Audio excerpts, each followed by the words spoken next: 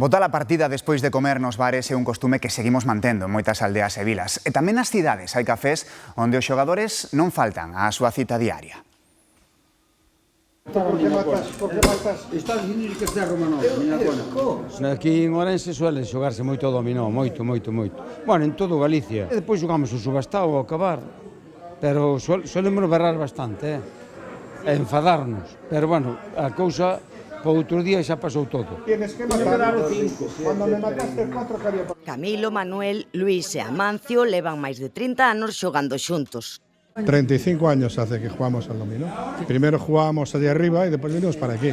Nunca hai unha xogada igual. Nin todos os dominós se xogan igual. É unha tertulia e un xogo que realmente facémolo a diariamente.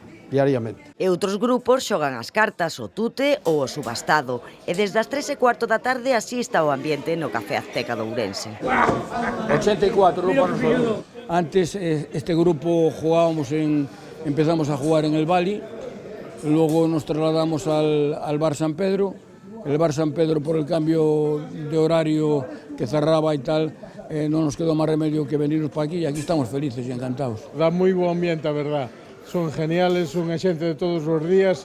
Moitos diles seguramente leven desde que abriron e outros que foron se incorporando e xa ves, todos os días aquí estamos orgullosos de poderlos recibir.